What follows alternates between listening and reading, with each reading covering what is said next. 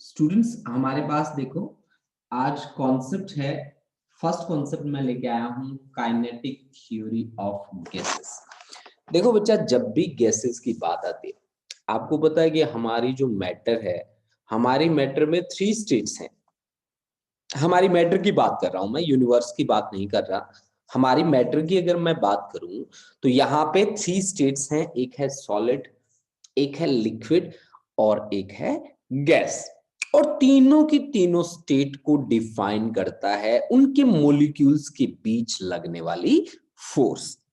अगर उनके मॉलिक्यूल्स के बीच फोर्स बहुत ही ज्यादा स्ट्रॉन्ग है तो आप कहते हो सर उसके पास रेगुलर ज्योमेट्री होगी, उसकी रेगुलर शेप होगी और वो सॉलिड्स में आएंगे। और उनको हम स्टडी करते हैं 2 तरीके से, एक क्रिस्टलाइन और दूसरा एमोर्फस सॉलिड।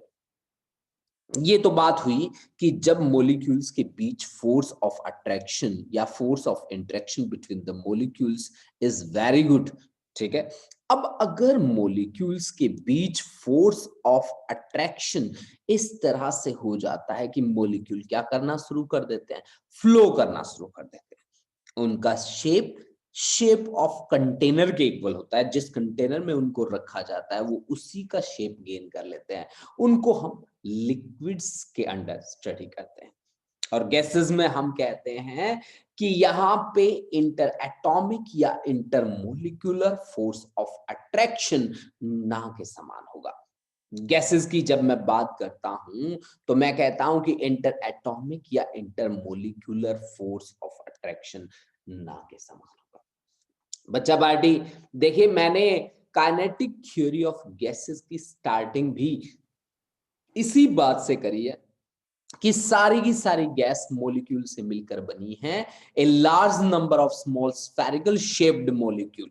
देखो बच्चा, मैंने यहाँ पे बहुत सी एक बात में बहुत सारी बातें कर दी कि स्मॉल स्फेरिकल शेप्ड। आपको तो पता है ना, आपने स्फेरिकल शेप को पढ़ा है। स्फेरिकल का क्या मतलब होता है? जहां पे मैं स्फेरिकल वर्ड यूज करता हूं इसका मतलब है मैं वहां ये बताना चाहता हूं कि ये कम से कम सरफेस एरिया ऑक्यूपाई करता है। कम से कम सरफेस एरिया ऑक्यूपाई करता है spherical shaped molecule with negligible mass. अब मैंने ये वर्ड क्यों यूज किया, नेग्लेजिबल मास? क्योंकि मैं यहाँ पे ये बताना चाहता हूं कि यहाँ ग्रेविटेशनल फोर्स ऑफ अट्रैक्शन का कॉन्सेप्ट नहीं होगा। अब दूसरी मैं आपको एक बात बता दूं कि ये जो small spherical molecule, spherical shaped वाले मॉलिक्यूल्स हैं, उनका बिहेवियर कैसा है? उनका बिहेवियर मैं कैसा मान के चल रहा हूं? इलास्टिक बिहेवियर मैं मान के चलता हूं। इलास्टिक का क्या मतलब होता है? इलास्टिक का मतलब है इनकी टेंडेंसी अपनी मीन पोजीशन पे वापस जाने की है। और इनके नीचे मैंने अंडरलाइन करके लिखा है कि मॉलिक्यूल्स इरेगुलर इरेगुलर मोशन होगा, उनका कोई रेगुलर मोशन नहीं होगा। वो किसी भी डायरेक्शन में क्या कर सकते हैं, वाइब्रेट ऑसिलेट कर सकते हैं। ठीक है, और वो जो इरेगुलर मोशन होगा वो किसके कारण होगा? वो थर्मल एनर्जी के कारण। थर्मल एनर्जी कहां से मिलती है? हीट और टेम्परेचर से। अगर आप इवन आप रूम टेम्परेचर पे भी बात करोगे तो वहां पे भी उनके पास कुछ ना कुछ काइनेटिक एनर्जी होगी जिसके कारण वो मोशन में रहेंगे। अब देखो बच्चा, जब मैं गैसेस से डील करता हूं तो भी मेरे पास 3 प्रॉपर्टीज सबसे पहले आगे आती हैं। That is pressure, volume volume and temperature. देखो यहाँ पे तीनों का अलग अलग इंपॉर्टेंस है। प्रेशर, प्रेशर का कॉन्सेप्ट कब आता है? जब मॉलिक्यूल एक दूसरे के साथ कोलाइड करते हैं, जब मॉलिक्यूल एक दूसरे के ऊपर फोर्स लगाते हैं, जब उनका कोलिजन होता है। और उनके कोलिजन के लिए कौन रिस्पॉन्सिबल है? उनके कोलिजन के लिए रिस्पॉन्सिबल है थर्मल एनर्जी। अब वॉल्यूम की बात करते हैं तो वॉल्यूम का क्या मतलब होता है? देखो बच्चों, जहां वॉल्यूम की बात होती है वहां आप बोलते हो कि वो कितना फैल सकते हैं, वो कितनी जगह ऑक्यूपाई कर सकते हैं, दैट्स द वॉल्यूम ना। ठीक है, उसके बाद आती है टेम्परेचर की। तो टेम्परेचर की बात आते ही तो आप सीधा ही लिख दोगे कि सर जी आप काइनेटिक एनर्जी के बारे में बात कर रहे हो। ठीक है, क्योंकि temperature is directly proportional to kinetic energy. मैं आपको बता दूं कि काइनेटिक थ्योरी ऑफ गैसेस का जो कॉन्सेप्ट था वो मैक्सवेल ने, बोल्ट्जमैन ने एंड गिब्स, आपने गिब्स की इक्वेशन भी देखी होंगी, गिब्स, ठीक है ना। तो ये इन तीनों साइंटिस्ट ने क्या किया था, हमें प्रेजेंट किया था ये कॉन्सेप्ट। वो कॉन्सेप्ट था काइनेटिक थ्योरी ऑफ गैसेस। इसमें अच्छा रोल रहा है मैक्सवेल का, बोल्ट्जमैन का और गिब्स फ्री एनर्जी वाला कॉन्सेप्ट भी दिया था जिसने, ठीक है। तो अब हम बात करते हैं मोलिकुलर नेचर ऑफ मैटर। देखो बच्चा, जो स्टार्टिंग थी हमारी, आपको भी पता है कि स्टार्टिंग में जब हमारी नेचर की 3 स्टेट हम लोगों ने ऑब्जर्व करी, उसके बाद हमने एक एलिमेंट्री पार्टिकल की भी बात करी। एलिमेंट्री पार्टिकल जिसका नाम है इलेक्ट्रॉन, जिससे बना है इलेक्ट्रिसिटी, उसकी भी बातें करेंगे। और इलेक्ट्रॉन की जो बात थी वो थॉमसन ने करी, और बाद में उन्होंने थॉमसन का एटम मॉडल भी हमें प्रोवाइड किया, जिसे हम बोलते हैं plum pudding model. Plum pudding model भी, जिसे हम वाटरमेलन की तरह था ये, तो इसमें एक पॉजिटिव चार्ज के साथ एम्बेडेड था एक नेगेटिव चार्ज, जितना पॉजिटिव था उतना नेगेटिव था।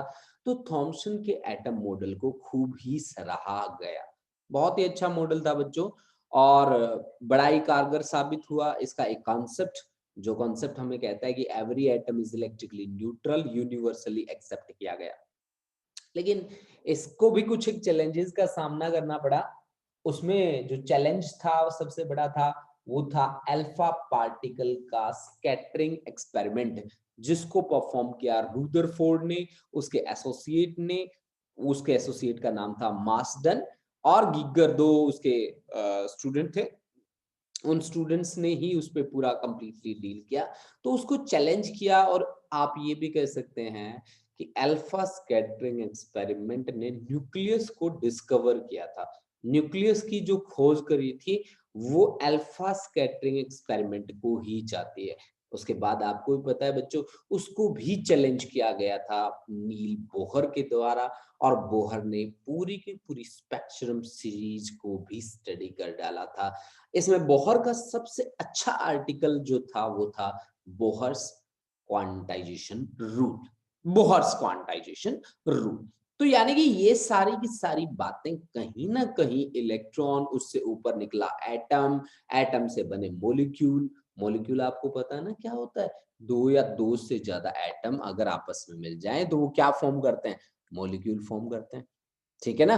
तो अब देखो बच्चा, हमारे पास है मोलिकुलर नेचर ऑफ मैटर। मैं आपको बता दूं कि जॉन डॉल्टन ने प्रपोज किया था कॉन्सेप्ट किसका, एटॉमिक थ्योरी का, ठीक है ना, एटॉमिक थ्योरी का। एटॉमिक थ्योरी को मोलिकुलर थ्योरी ऑफ मैटर के नाम से भी जाना जाता है। एटॉमिक थ्योरी को मोलिकुलर थ्योरी क्यों जाना जाता है, उन्होंने कहा कि कोई भी एटम जो है वो लगभग मॉलिक्यूल की फॉर्म में एग्जिस्ट करता है ना, लगभग मॉलिक्यूल की फॉर्म में एग्जिस्ट करता है। मॉलिक्यूल का क्या मतलब होता है कि दो या दो से ज्यादा एटम एक साथ इकट्ठे हो जाए, आप उसको क्या बोलते हैं, मॉलिक्यूल बोलते हैं। अब देखो बच्चा पार्टी, जिस चैप्टर को आप पढ़ रहे हो, अभी अभी आप पीछे थर्मो भी पढ़ के आए हो, तो थर्मो में भी आपने आइडियल गैस के बड़े राग गाए हैं। आपको तो याद होगा कि आपने आइडियल गैस से जुड़ी हुई बहुत सारी बातें आपने वहां पे करी हैं, ठीक है ना। आइडियल गैस से जुड़ी हुई बातें आपने बहुत सारी बातें करी हैं। तो आइडियल गैस एक्चुअल में क्या है, आइडियल गैस, अगर हमारी नेचर की बात करी जाए तो हमारी नेचर में कोई भी परफेक्ट आइडियल गैस नहीं है, ठीक है ना। आइडियल गैस की मैं बातें करूं तो आइडियल गैस के लिए मैं लिखता हूं कि ऐसी गैस जो सारे के सारे गैस लॉज को ओबे करती है। अब वो सारे के सारे गैस लॉज को भी पढ़ने का वक्त आ गया है, ठीक है ना। इसमें जैसे बोल्स लो, चार्ल्स लो, डॉल्टन्स लो, एवोगैड्रोस लो, ठीक है ना। तो सारे के सारे गैस लॉज ओबे करें ऐसा तो हो ही नहीं सकता ना। तो आप क्या कहोगे कि sir ji, no real gas is perfect, ठीक है ना, परफेक्ट और आइडियल, ठीक है ना, आइडियल। ये देखो बच्चा, हमने क्या कहा कि no gas is perfect, no real gas is perfect, कोई परफेक्ट नहीं है। हाँ, अगर मैं प्रेशर को बहुत ही ज्यादा कम कर दूं, प्रेशर को मैं डिक्रीज कर दूं और टेम्परेचर को मैं बहुत ही ज्यादा हद तक इंक्रीज कर दूं, तो कुछ एक गैसेस हैं मेरे पास जो इस तरह का नेचर शो करती हैं, वो भी कुछ एक डिग्री तक है। ऐसा नहीं है बच्चा पार्टी, देखो मैंने क्या कहा कि अगर मैं प्रेशर को डिक्रीज कर दूं और टेम्परेचर को मैं एक अच्छी लिमिट तक इंक्रीज कर दूं, तो कुछ एक गैसेस हैं, जैसे कि अगर बात करें तो नाइट्रोजन है, हाइड्रोजन है, हीलियम है, ऑक्सीजन है। तो ये ऐसी गैसेस हैं जो नियरली, मतलब ऐसा नहीं है कंप्लीटली वो आइडल हो जाती हैं, ठीक है ना, कंप्लीटली नहीं होती, ठीक है, लेकिन हाँ कुछ एक हद तक वो किसकी तरह बिहेव करने लग जाती हैं, परफेक्ट गैसेस की तरह बिहेव करने लग जाती हैं। अब देखो बच्चा लोग, जब मैं बात करता हूं कि real ideal idol gas equation की, तो वो गैस इक्वेशन मेरे पास होती है PV is equal to nRT। ये इक्वेशन तो आप खैर थर्मोडायनेमिक्स में खूब ही पढ़ी है आपने, जहां पे P आपके पास था प्रेशर और V आपके पास था वॉल्यूम, N था आपके पास नंबर ऑफ मोल्स, R आपके पास था गैस कांस्टेंट, और T जो था वो आपके पास क्या था बच्चा पार्टी, T टेम्परेचर था। आपको पता है आप पूरे के पूरे चैप्टर में 1 मोल ऑफ आइडियल गैस से डील करके आए हो, 1 मोल ऑफ आइडियल गैस से डील करके आए हो, तो आपकी इक्वेशन क्या थी, आपकी इक्वेशन थी PV is equal to RT। मैं आपको बता दूं बच्चा कि R किसके बराबर होता है, गैस कांस्टेंट किसके बराबर होता है, R की वैल्यू होती है बेटा N into KB, N into KB is the Boltzmann constant into T। यानी कि मैंने क्या लिखा कि गैस कांस्टेंट की वैल्यू किसके इक्वल होती है, N into KB। N is Avogadro's number आप यूज करोगे यहाँ पे, या आप N के लिए क्या बोलोगे, number of molecules of the gas in A given sample, है ना। तो R N को मोस्टली आप किसके इक्वल यूज करते हो, एवोगैड्रोस नंबर, है ना। तो यहां से अगर मैं एवोगैड्रोस नंबर की वैल्यू पूछूं, N की वैल्यू पूछूं, तो KB upon Boltzmann constant divide by gas constant, ये किसके इक्वल होगा आपके पास, N के इक्वल होगा। This is equal to P to V। मैं आपको एक अच्छी बात बता देता हूं बच्चों, जो एवोगैड्रो ने हमें बताई, कि अगर मान लीजिए मेरे पास ये इस तरह के सैंपल हैं, ये गैस A का सैंपल दे रखा है, ये गैस B का सैंपल दे रखा है मेरे को, ये गैस C का सैंपल मेरे को गिवन है, इन तीनों के प्रेशर, वॉल्यूम और टेम्परेचर सेम है। तो एवोगैड्रो ने हमें क्या बताया, if pressure, volume and temperature of 3 gases are same, then number of molecules then number of molecules is also same, number of molecule is also same। मतलब यहां जितना नंबर ऑफ मोलिक्यूल्स होगा उतना ही नंबर यहां पे होगा, उतना ही नंबर यहां पे होगा। इसको बोला जाता है क्या, एवोगैड्रोस हाइपोथेसिस बोलते हैं, ठीक है ना, एवोगैड्रोस हाइपोथेसिस।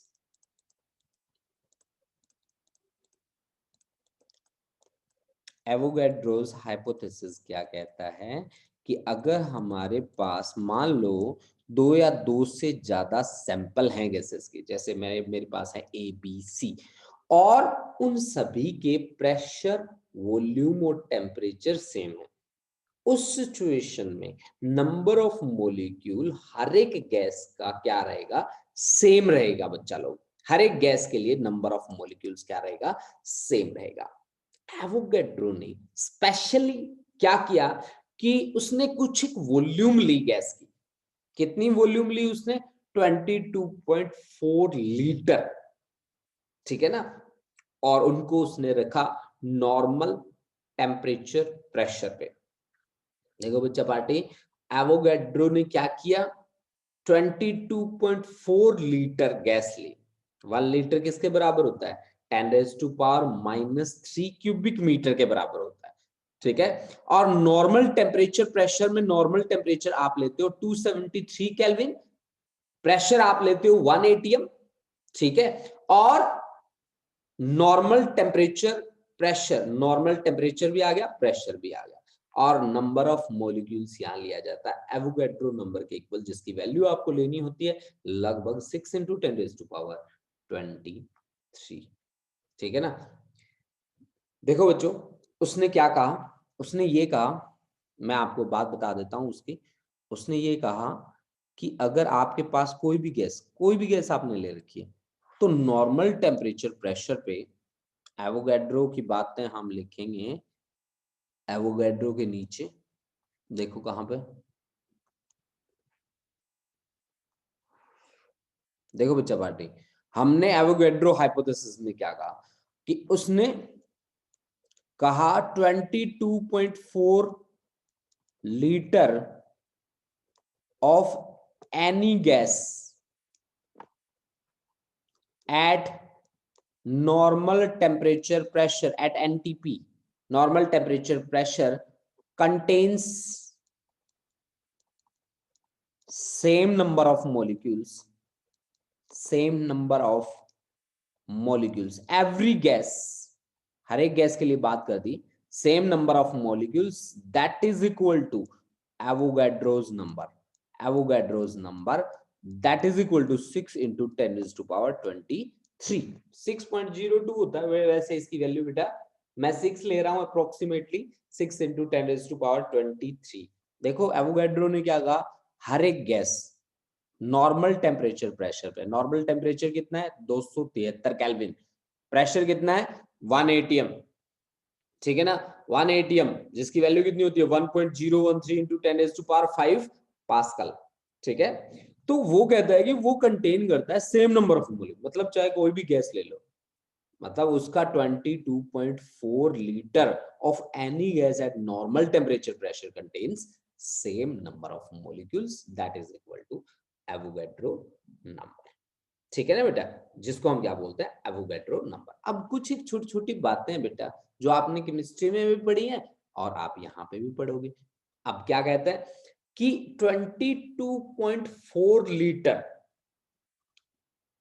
इतनी वॉल्यूम का मास जो होगा, ठीक है ना, वो क्या कहलाएगा, मोलिकुलर वेट कहलाएगा, जिसको हम मोल भी बोलते हैं, ठीक है ना। जैसे कि अगर आप ऑक्सीजन के लिए बात करें, मतलब 22.4 लीटर आपने ऑक्सीजन ले ली, तो उसका मोलिकुलर वेट कितना होगा, ऑफ कोर्स 32 ग्राम, है ना। ऑक्सीजन का कितना होता है, मास नंबर कितना होता है उसका 32, तो 32 ग्राम होगा।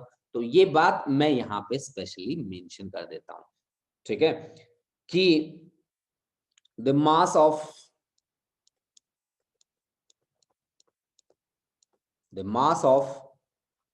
22.4 लीटर, बच्चा पार्टी याद रखना 1 litre is equal to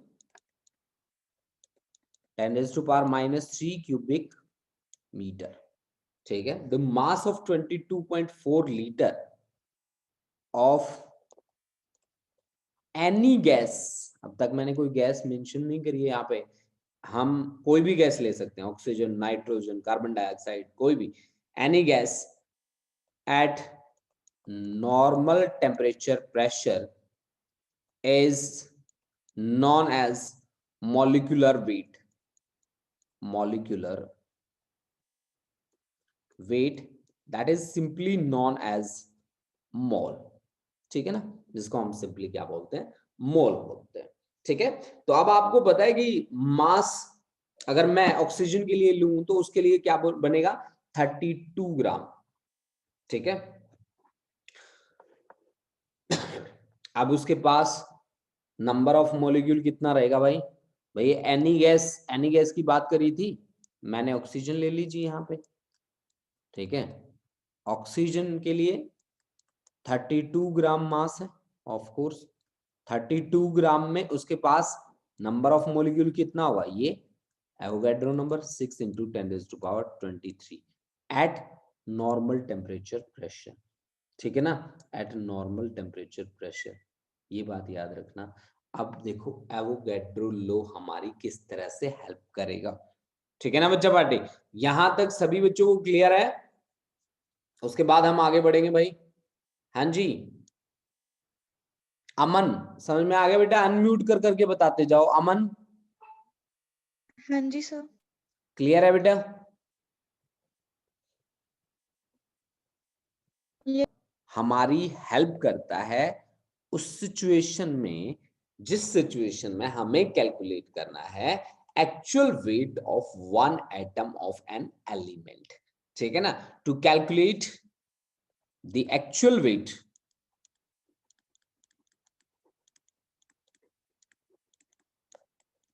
wait ठीक है, of one atom of an element,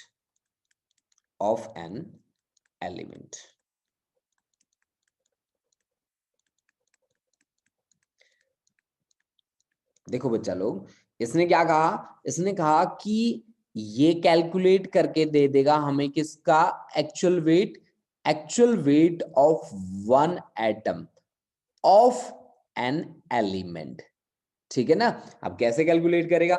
इसके लिए फॉर्मूला बना लेगा। ये क्या फॉर्मूला बनाएगा? कि ये लिखेगा एटॉमिक वेट को, ठीक है, जैसे कि एटॉमिक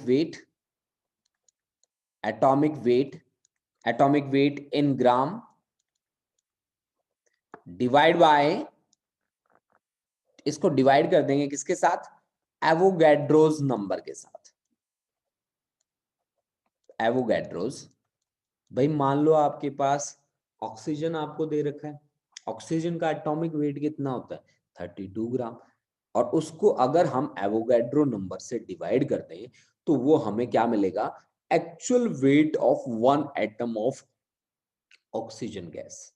ओके गाइस, मेरी बात आप समझ गए होंगे कि अगर मान लो कि मेरे को दे रखा है ऑक्सीजन, ऑक्सीजन के लिए 32 ग्राम मास बोलते हैं आप, 32 ग्राम।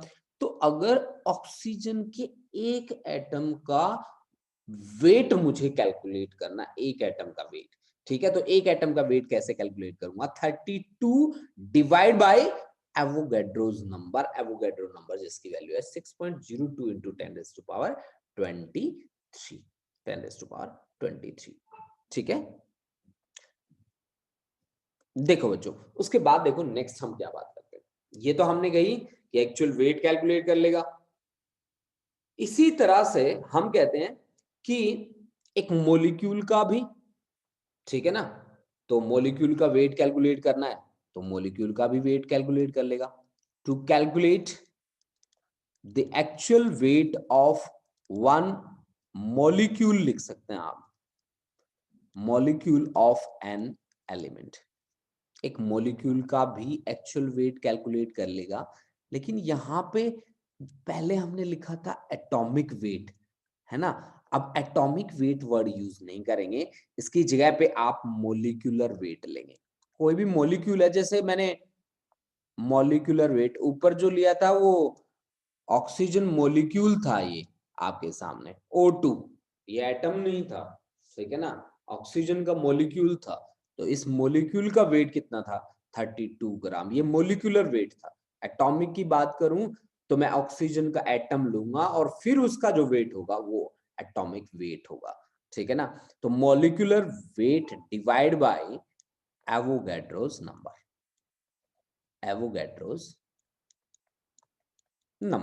एवोगैड्रो नंबर को हम क्या कर देंगे? उससे डिवाइड कर देंगे। उसके बाद देखो बच्चा लोग, उसके बाद हमारा तीसरा यूज कहां होता है इसका? थर्ड यूज देखो इसका कहां होता है।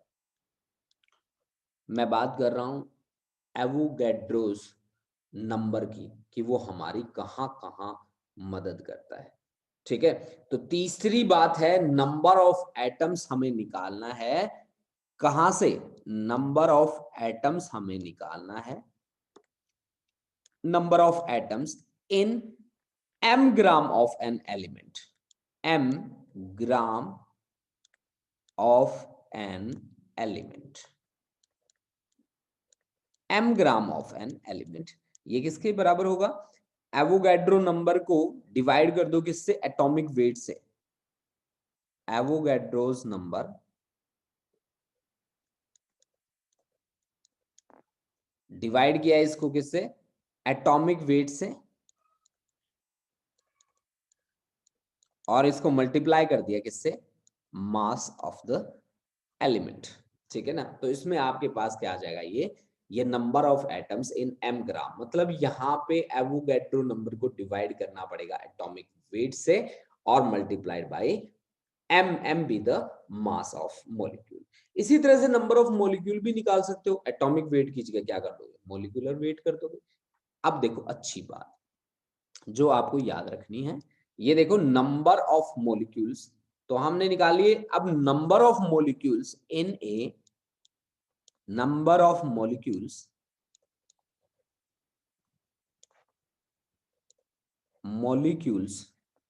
in V liter of any gas.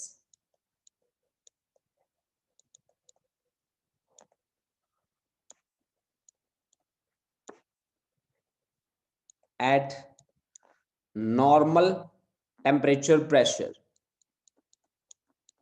that is equal to Avogadro's number divided by 22.4 liter of gas इसने मानी थी, 22.4 multiplied by V is the volume, ठीक है ना, that is also in liter। ठीक है, तो ये आपके पास फॉर्मूला बन जाएगा बेटा कि नंबर ऑफ मॉलिक्यूल्स अगर आपको निकालने हैं किसी भी गिवन वॉल्यूम के लिए, तो आपके पास Na डिवाइड बाई 22.4 और मल्टीप्लाइड बाई क्या होगा, V के इक्वल रहेगा। ठीक है ना, मान लीजिए आपको दे दिया कोई भी वॉल्यूम, जैसे कि मान लो आपको वॉल्यूम दे दिया 45 लीटर, तो 45 लीटर के पास कितना नंबर ऑफ मॉलिक्यूल्स रहेगा, तो आप इस फॉर्मूले का यूज कर लीजिए, V की जगह 45 लीटर रखिए, आपके पास वैल्यू आ जाएगी। चलो अब देखो बच्चा, देखो बेटा आपने अब यहां तक आपने जो बात करी है वो इसके साथ करिए, PV is equal to nRT, n मैंने 1 ले लिया, नंबर ऑफ मोल्स मैंने 1 रखा, तो PV is equal to RT के साथ आपने डील करी है। तो यहाँ पे गैस कांस्टेंट जो है वो आपके पास है pressure into volume divide by temperature. Pressure मैं एटमॉस्फेरिक प्रेशर ले लेता हूं, एटमॉस्फेरिक प्रेशर की value 1.013 into 10 raise to power कितना बनता है, 5 बनता है पास्कल। ठीक है, वॉल्यूम हमारे पास है 22.4 लीटर, 22.4 लीटर, लीटर का मतलब है 10 रेज़ टू पावर -3, और टेम्परेचर है 273। ठीक है ना, 273। ठीक है, 273 मैं केल्विन यूज कर लेता हूं, 273 केल्विन हमने वर्ड यूज कर लिया। तो गैस कांस्टेंट की वैल्यू कितनी आती है हमारे पास, गैस कांस्टेंट की वैल्यू जो आएगी, आर की जो वैल्यू आएगी उसकी वैल्यू बनेगी हमारे पास 8.31 जूल पर मोल पर केल्विन। ठीक है ना, अब आपको पता है कि 4.2 जूल किसके बराबर होता है, 1 कैलोरी के बराबर होता है, तो 1 जूल किसके बराबर हो गया, 1 कैलोरी डिवाइड बाई 4.2, मतलब अगर मैं इसको 4.2 से डिवाइड कर दूं तो यहाँ जूल की जगह क्या आ जाएगा, कैलोरी आ जाएगा। तो आर की वैल्यू कितनी बन जाएगी मेरे पास, आर की वैल्यू बन जाएगी 1.98 कैलोरी पर मोल और पर केल्विन। ठीक है ना, पर मोल पर केल्विन। ये जनरल सी बात है बच्चा, इसमें ना कोई भी रट्टाफिकेशन वाली बात नहीं है कि हाँ जी इसकी वैल्यू हमें याद करनी पड़ेगी, इनकी वैल्यू याद करने की कोई जरूरत नहीं है। जहां पे भी आपको न्यूमेरिकल सॉल्व करना पड़ेगा वहां आपको गिवन होगी ये वैल्यू। ठीक है, मैंने आपको जनरली वैसे ही बता दिया ताकि आप इन फ्यूचर कभी इस चीज को भूलें नहीं, बस। ठीक है, बाकी जो याद रखने वाली चीजें थी वो ये थी कि how we can calculate the actual weight of an atom, actual weight of molecule, number of atoms in m gram of an element, number of molecules in m gram of an element, number of molecules in V liter of any gas। तो ये चीजें ऐसी हैं जो आपको prepare करनी है और करनी चाहिए भी। अब आता है assumptions, assumption के साथ साथ हमारे पास कॉन्सेप्ट आ जाएगा pressure exerted by an ideal gas. ठीक है, तो वो हम स्टार्ट करते हैं। देखो बच्चा क्या है हमारे पास assumption, हमारी क्या क्या रहेंगी, काइनेटिक थ्योरी ऑफ गैसेस की assumption क्या क्या है, देखो इस पे हम बात करते हैं थोड़ी। देखो भाई हमारे पास कॉन्सेप्ट क्या है, कॉन्सेप्ट है assumptions of kinetic theory of gases।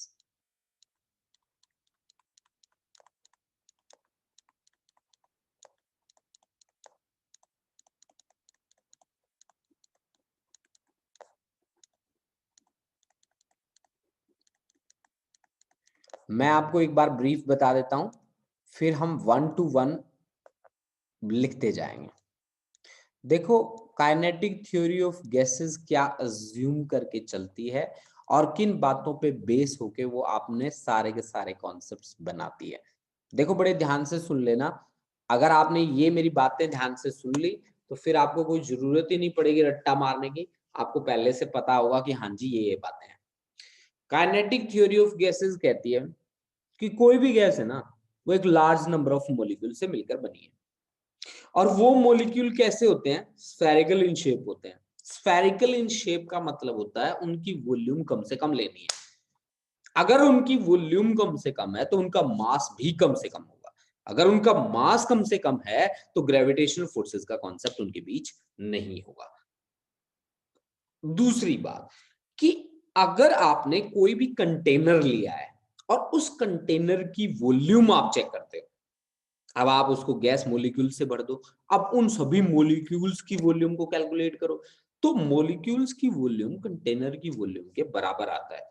However this is not possible, practically ये पॉसिबल नहीं है, लेकिन फिर भी इसकी अजम्पशन है कि volume of container will be equal to volume of all molecules of the gas। In molecules का बिहेवियर कैसा रहेगा? इलास्टिक रहेगा। इलास्टिक का क्या मतलब होता है? इलास्टिक का मतलब होता है इनमें कोलिजन होगा, कोलिजन होते ही अपनी मीन पोजीशन से दूर जाएंगे, लेकिन जैसे ही मौका मिलेगा ये वापस भी अपनी मीन पोजीशन पे आ जाएंगे बहुत ही जल्दी। ठीक है जी। इलास्टिक का मतलब होता है इनके अंदर फोर्स रिस्टोर हो जाती है। F is equal to minus of kx का कॉन्सेप्ट भी एप्लीकेबल है यहाँ पे। और कोलिजन ऐसे भी नहीं है कि बहुत ज्यादा टाइम लैग का कॉन्सेप्ट है यहाँ पे। यहाँ पे हर जो प्रोसेस होगी वो इंस्टेंटेनियस होगी, इंस्टेंटेनियस प्रोसेस होगी। ठीक है ना? और अच्छी बात कि ये कहता है for a given gas molecular density is uniform. Density का क्या मतलब होता है? नंबर ऑफ मोलिक्यूल्स पर यूनिट वॉल्यूम। ये चीज क्या रहेगी? कांस्टेंट रहेगी। और दूसरा, जब कहता है कि एक मोलिक्यूल दूसरे मोलिक्यूल से कोलाइड करेगा तब वो स्ट्रेट लाइन में ही ट्रेवल करेगा, यानी कि न्यूटन के लॉज को क्या करेगा? परफेक्टली ओबे करेगा, परफेक्टली ओबे करेगा। यानी कि जब उसका कोलिजन होगा दूसरे मॉलिक्यूल से, उस दौरान वो स्ट्रेट लाइन में ही चलेगा, जिसको हम बोलते हैं फ्री पाथ। अगर सारे के सारे मॉलिक्यूल्स का मीन निकाल लिया जाए, in that situation that becomes mean free path, that becomes mean free path. ये सारी के सारी assumptions हैं बच्चा, जिसको हमने अभी आपको वर्बली बोल के बताया। अब ये assumption वन बाय वन मैं आपके सामने स्क्रीन पे लिखते जा रहा हूं, आप नोट करते जाएं मेरे साथ साथ। ठीक है ना? तो सबसे पहली बात, काइनेटिक थ्योरी ऑफ गैसेस की assumption क्या है? पहली assumption देखो कि all gases deals with a large number of atoms or molecules। ठीक है? all gases deals with a large number of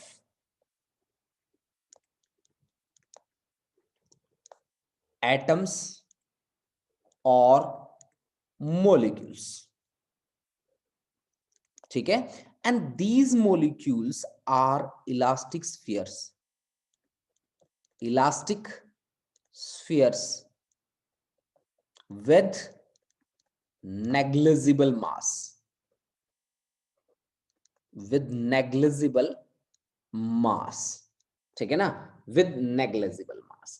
अगर आप एक कोई भी एक कंटेनर ले रहे हो तो उसके सारे के सारे मॉलिक्यूल्स कैसे होंगे? शेप में आइडेंटिकल शेप होगी उन सभी की। हाँ, अगर आपने डिफरेंट डिफरेंट कंटेनर्स लिए हैं उनकी आइडेंटिकल शेप नहीं होगी। ठीक है ना, यानी कि डिफरेंट गैसेस के लिए क्या रहेंगे, डिफरेंट रहेंगे, ठीक है। उसके बाद दूसरी अजम्पशन देखिए, for a given gas, for a given gas all molecules are identical, identical, ठीक है। अच्छा, दूसरी अजम्पशन पे बात करता हूं मैं।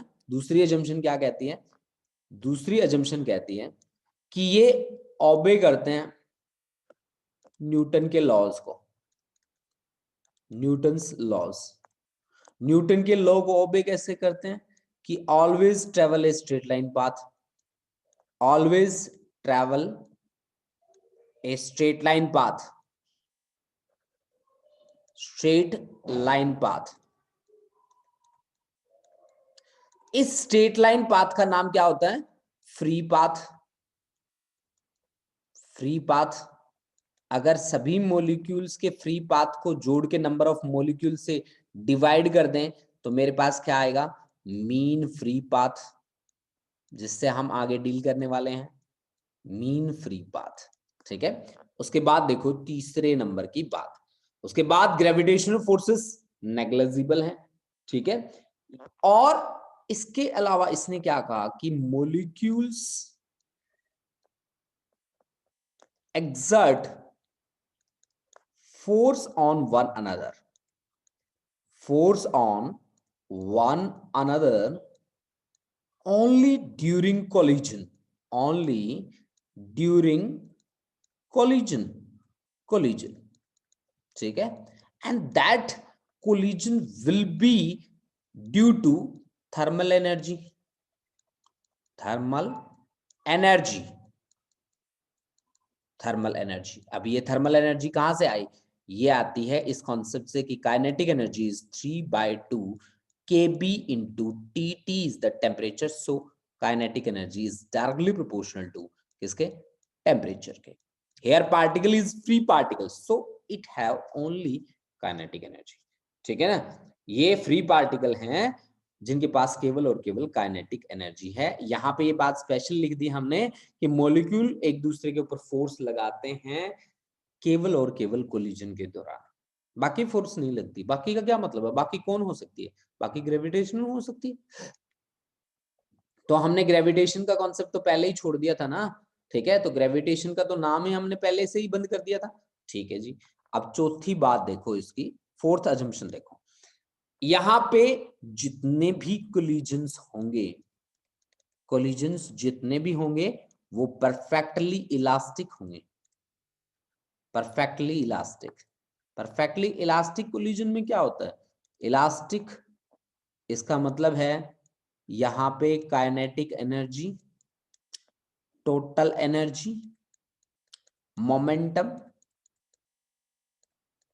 मोमेंटम, ये तीनों के तीनों चीजें क्या रहेंगी, कंजर्व्ड रहेंगी, कंजर्व्ड, ठीक है ना। ये लॉ ऑफ कंजर्वेशन को ओबे करके ही चलेंगी, ठीक है ना, लॉ ऑफ कंजर्वेशन को ओबे करके चलेंगे। और नेक्स्ट अजम्पशन क्या है कि मॉलिक्यूलर डेंसिटी कैसी रहेगी, molecular density is uniform, molecular density कैसी रहेगी, यूनिफॉर्म रहेगी बच्चा लोग, ठीक है ना। मॉलिक्यूलर डेंसिटी ऐसे नहीं है कि चेंज हो जाएगी, ठीक है। और यहां पे हर प्रोसेस कैसी होगी, there will be no time lag, there will be no time lag. यहां पे कोई टाइम लैग का कॉन्सेप्ट नहीं होगा, ऐसा नहीं होगा कि आपको वेट करना पड़ेगा कोलिजन्स के लिए, ठीक है। ये तो एकदम से इंस्टेंटेनियस प्रोसेस होंगी, ठीक है ना। तो ये आपके चलते ही मिलेंगे, ऐसा नहीं है कि हाँ जी आपको वेट करना पड़ेगा मॉलिक्यूल कब भिड़ेंगे, ठीक है, ऐसा कुछ नहीं रहेगा। तो ये कुछ एक अजम्पशन है काइनेटिक थ्योरी ऑफ गैसेस के। अब हम बात करने वाले हैं बच्चा pressure exerted by an ideal gas, जिसकी वैल्यू रहेगी हमारे पास P = 1/3 ρ × c²। ये कॉन्सेप्ट आपका बहुत ही ज्यादा इंपॉर्टेंट होने वाला है, क्योंकि इसी कॉन्सेप्ट पे बेस होके आपको न्यूमेरिकल्स भी परफॉर्म करने हैं। तो हमारा आर्टिकल है, नेक्स्ट आर्टिकल है हमारे पास, pressure exerted by an ideal gas. देखो बच्चों, किस तरह से मैं इस कॉन्सेप्ट की स्टार्टिंग करूंगा। मेरे पास है आर्टिकल, मैं बता दूं आपको कि जिस आर्टिकल के साथ मैं डील करने वाला हूं वो है pressure exerted by an ideal gas, ideal gas. ठीक है, ये देखो बच्चा कि हमें निकालना है pressure exerted by an ideal gas. ठीक है, ये हमारा कॉन्सेप्ट है, और हमारा रिजल्ट जो फाइनल जो रिजल्ट आना है, that result is P is equal to 1 by 3 rho C square, where C is the mean speed. That mean we can calculate with the help of adding 3 speeds in 3 directions, basically in X, Y and Z direction. इन तीनों को add करके हम ये बातें कर सकते हैं। ठीक है, तो अब देखो बच्चा, हमने आइडियल गैस के साथ डील करना है, जिसको हमने एक कंटेनर में रखा है, pressure exerted by an ideal gas. तो एक कंटेनर ले लेते हैं, पहले उस कंटेनर में गैस रख लेते हैं, और उसमें एक मॉलिक्यूल की डायरेक्शन मान लेते हैं हम, किसी भी डायरेक्शन में मूव कर रहा है, मान लो एक सिंगल मॉलिक्यूल में ले रहा हूं। देखो बच्चा लोग, कैसे मैं लेता हूं, मेरे पास एक कंटेनर है। ठीक है, इसके लिए हम एक नेक्स्ट पेज ले लेते हैं, उस पेज पे हम काम करते हैं। आइडियल गैस हमें निकालना है, pressure exerted by an ideal gas. Let us consider a cubical structure. Cubical structure हम मान लेते हैं जिसकी लेंथ, ब्रेथ और हाइट तीनों की तीनों सेम है। वो हमने मानी है कितनी, L के बराबर। ठीक है ना, लेंथ, ब्रेथ और हाइट तीनों की तीनों चीजें हमने सेम मान ली बच्चा पार्टी। ठीक है, ये देखो, ये हमने एक क्यूबिकल स्ट्रक्चर मान लिया। ठीक है, इस तरह का, और मैं इसको कंप्लीट कर देता हूं पहले।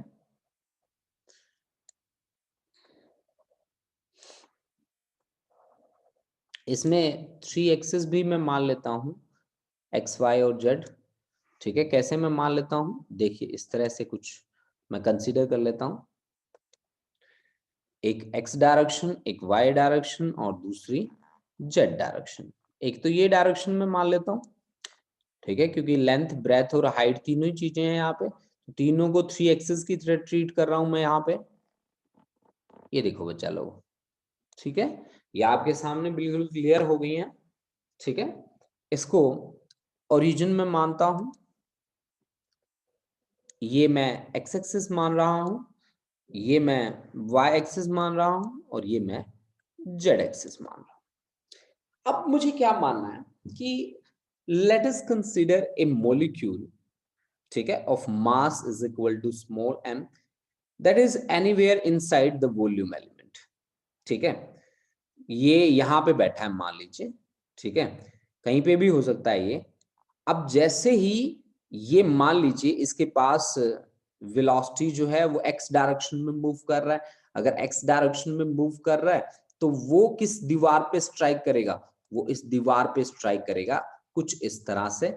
मान लीजिए यहां से चला, इस दीवार पे स्ट्राइक किया उसने। ठीक है, ओब्लिकली स्ट्राइक करवा रहा हूं मैं। ठीक है ना, ऐसे ऐसे मान लो इसने ऐसे स्ट्राइक किया। ठीक है, और ऐसे स्ट्राइक करके यहाँ पे, और यहां से रीबाउंस हो गया और यहाँ पे आ गया, ये यहाँ पे आ गया, रीबाउंस हो गया। अब रीबाउंस होके आया है तो ऑफ कोर्स उसके पास जो डायरेक्शन ऑफ वेलोसिटी, यहाँ पे मास m था, वेलोसिटी उसकी vx थी बच्चा पार्टी। हालांकि वो वी वाई डायरेक्शन में भी जा सकता है, इक्वल प्रोबेबिलिटी है तीनों डायरेक्शन में जाने की उसकी। vx वेलोसिटी से वो इस दीवार पे स्ट्राइक किया, यहाँ पे स्ट्राइक करने के बाद रीबाउंस हुआ। रीबाउंस हुआ किस वेलोसिटी से, वो है माइनस ऑफ vx वेलोसिटी से। देखो बच्चा, मास अगर m है, ठीक है, और वेलोसिटी vx है, तो इनिशियल मोमेंटम उसकी कितनी हुई, सोचने वाली बात है। इनिशियल मोमेंटम उसका हुआ, उस पार्टिकल का हुआ, कितना हुआ, मास इनटू वेलोसिटी mvx, और फाइनल मोमेंटम कितना है, फाइनल मोमेंटम है उसका माइनस ऑफ mvx, ठीक है, माइनस ऑफ mvx। तो चेंज इन मोमेंटम कितना होगा, change in momentum, change in momentum, momentum में चेंज कैसे निकालेंगे, final minus initial, minus mvx minus mvx, तो ये आपके पास आ गया माइनस ऑफ 2mvx, ठीक है ना। This is actually change in momentum, ये मोमेंटम में एक्चुअल चेंज आ गया आपके सामने। अब इसका मतलब क्या है, ये इतना चेंज क्यों हुआ, कैसे हुआ, जब वो दीवार से स्ट्राइक करा, यानी कि अगर उसकी मोमेंटम में इतना चेंज आया तो 100% श्योर है इसने इस वॉल को, जो वॉल आपको दिख रही है, इस वॉल को कितनी मोमेंटम इंपार्ट करी है।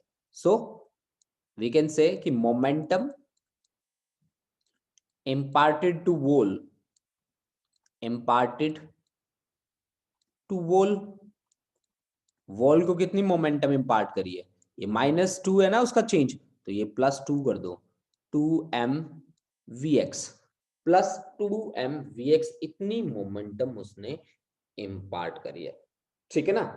अब बताओ आप मेरे को कि नंबर ऑफ मॉलिक्यूल्स, मान लो ये डेल्टा टी टाइम के लिए चला, तो उस टाइम में मैं क्या इफेक्टिव नंबर निकाल सकता हूँ, इफेक्टिव नंबर का मतलब मान सकते हैं कि मान लो आधे मॉलिक्यूल एक्स डायरेक्शन में जा रहे हैं, आधे मॉलिक्यूल नेगेटिव एक्स में जा रहे हैं, मतलब मैंने क्या माना है कि आधे मॉलिक्यूल पॉजिटिव एक्स डायरेक्शन में जा रहे हैं और आधे मॉलिक्यूल नेगेटिव एक्स डायरेक्शन में जा रहे हैं।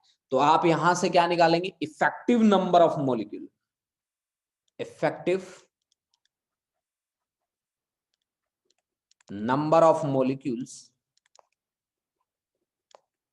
Effective number on average half ले लो, number of molecules hitting the wall, hitting the wall, time हमने लिया है small, in time delta T, in time delta T that is equal to number of molecules हमने माना है half, ये small N number of molecule per unit volume है, तो number of molecule per unit volume small N, ये area, ये velocity है we x direction में, और इनटू डेल्टा टी, ठीक है ना। अब देख लो बच्चों, area into velocity into time क्या होगा, बताओ, area into velocity into time के डायमेंशन किसके होंगे, देख लो चेक करके, तो एरिया वेलोसिटी होता है लेंथ अपॉन टाइम, और इनटू टाइम, टाइम के डायमेंशन से टाइम के डायमेंशन, एरिया इनटू लेंथ क्या होता है, वॉल्यूम, ठीक है। अब इसके डायमेंशन तो वॉल्यूम के हो गए, ये एन क्या है, एन है number of molecules upon volume, upon volume, तो इसका जो यूनिट था वो वॉल्यूम के बराबर आ रहा, तो वॉल्यूम वॉल्यूम को कैंसिल कर देगा, बचेगा क्या, नंबर ऑफ मॉलिक्यूल्स, यानी कि इफेक्टिव नंबर ऑफ मॉलिक्यूल, ठीक है, hitting the wall in time delta T that is half n into area into velocity into time delta t, time कितना आ गया, डेल्टा टी के इक्वल आ गया। अब देखो ये एक मॉलिक्यूल ने कितनी मोमेंटम दी है, एक मॉलिक्यूल ने दीवार को मोमेंटम दिया 2mvx, तो total momentum imparted, total momentum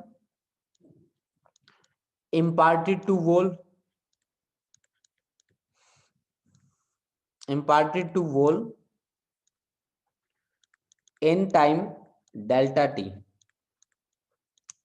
is, देखो बच्चों, एक मॉलिक्यूल ने, देखो एक मॉलिक्यूल का मास लिया था, एक मॉलिक्यूल की वेलोसिटी दी थी, तो एक मॉलिक्यूल ने कितनी मोमेंटम दी, 2mvx, इतनी मोमेंटम दी, तो टोटल मोमेंटम, आप नंबर ऑफ मॉलिक्यूल कितना है, ये इतना है, तो टोटल मोमेंटम कितना रहेगा, half n into area into velocity vx into delta t into, अब एक ने मोमेंटम कितनी दी, एक ने मोमेंटम दिया बेटा 2mvx, ठीक है ना, 2 से 2 कैंसिल हो गया, आपके पास क्या बचा, n into A into delta t into m into v x की पावर 2। ये आपके पास टोटल मोमेंटम इम्पार्टेड, या ये कह सकते हैं कि total change in momentum, total change in momentum, in momentum, total change in momentum आपके पास कितना है, इतना है। अब टोटल चेंज इन मोमेंटम को टाइम से अगर डिवाइड कर दें, अगर इसको मैं टाइम से डिवाइड कर दूं तो ये क्या आ जाएगा आपके पास, change in momentum per unit time क्या होता है, फोर्स। यानी कि आपके पास F की वैल्यू कितनी आ गई, F की वैल्यू आ गई N into area into M into v x की पावर 2। अब यहां से F के नीचे अगर मैं A को ले जाऊं तो ये क्या आ जाता है, प्रेशर आ जाता है, F by A that is equal to pressure, और वो प्रेशर किसके इक्वल आया, N into M into v x की पावर 2, वी एक्स की power 2, N into M into v x की पावर 2। ये मेरा फाइनल प्रेशर आ चुका है, आप इसको बहुत ही ध्यान से देख लो बच्चा लोग, ठीक है। अब देखो बेटा, बात क्या है, बात हमारी यहीं पे स्टॉप नहीं होती, यहाँ पे रुकती नहीं है हमारी बात। हालांकि रिजल्ट हमारे सामने आ चुका है, लेकिन अब इसको थोड़ा सा मॉडिफाई करना है, क्योंकि मेरा ये जो पार्टिकल था वो एक्स डायरेक्शन में मैंने चलाया है। आप मेरे को बताओ कि क्या एक्स डायरेक्शन में जाना जरूरी था, आप कह सकते हो नहीं सर कोई जरूरी नहीं है, वाई में भी जा सकता है, जेड में भी जा सकता है, मतलब इसकी इक्वल प्रोबेबिलिटी थी ना, एक्स डायरेक्शन में जितना चलने की प्रोबेबिलिटी है उतना ही वाई डायरेक्शन में, उतना ही जेड डायरेक्शन में। तो इसका मतलब इनके स्क्वायर भी बराबर ही होते ना यार, होते ना, सही बात है भाई, ठीक है। तो यानी कि मैं Vx का स्क्वायर किसके बराबर लिख सकता हूँ, 1/3 Vx का स्क्वायर प्लस Vx का स्क्वायर प्लस Vx का स्क्वायर लिख सकता हूँ। आप कहोगे सर जी ये क्या पागलपन है, हैं? मैं कहूंगा बेटा पागलपन नहीं है, देखो अब मैं रिजल्ट बनाऊंगा, Vx किसके बराबर है, Vy के भी बराबर है, Vz के भी बराबर है, लिख दो फिर 1/3 Vx का पावर 2, Vx की जगह Vy लिखो और Vx की जगह Vz भी लिख सकते हो। ये है बेटा मीन वेलोसिटी, इसको आप बोलते हैं mean velocity, that is this is equal to 1/3 into C square, जहां पे सी स्क्वायर की वैल्यू कितनी है, Vx square plus Vy square plus Vz square, इसको हम बोलते हैं आरएमएस स्पीड, सी को क्या बोलेंगे, RMS speed of gas molecules, ठीक है कोई बात नहीं। यानी कि Vx की वैल्यू कितनी आ गई, Vx की जो वैल्यू आई है वो यहाँ पुट कर दो, तो F इज इक्वल टू कितना आ जाएगा 1/3, ठीक है ना, F की वैल्यू नहीं चाहिए हमें, तो प्रेशर चाहिए ना, तो P देखो P यहाँ पे 1/3 N इंटू M इंटू सी स्क्वायर। अब N क्या चीज है, N number of molecule per unit volume, ये देखो यहाँ पे N number of molecule per unit volume, इसको मास से मल्टीप्लाई कर दो, mass of one molecule, mass of one molecule. अब देखो number of molecules multiplied by mass of one molecule क्या आ गया, this is total mass, total mass of gas divide by volume, total mass पर unit volume क्या होता है, this is nothing but equal to density, density को किससे represent कर दो, रो से, तो ये आपके पास कितना आ गया 1/3 रो सी स्क्वायर, रो इज डेंसिटी। तो प्रेशर आपके पास कितना बन के आया, प्रेशर बन के आया 1/3 rho into C square, this is the final result for pressure exerted by gas molecules on the walls of the container, on the walls of the container। ये आपके पास आ गया बच्चा लोग प्रेशर, जिसको आप आगे फर्दर न्यूमेरिकल्स में यूज करेंगे बेटा, ठीक है ना, जिसको फर्दर आप चल के आगे न्यूमेरिकल्स में ये आपकी बहुत हेल्प करने वाला है बच्चा पार्टी, ठीक है। हाँ जी, तो आज की क्लास हम यहीं पे करते हैं बेटा समाप्त।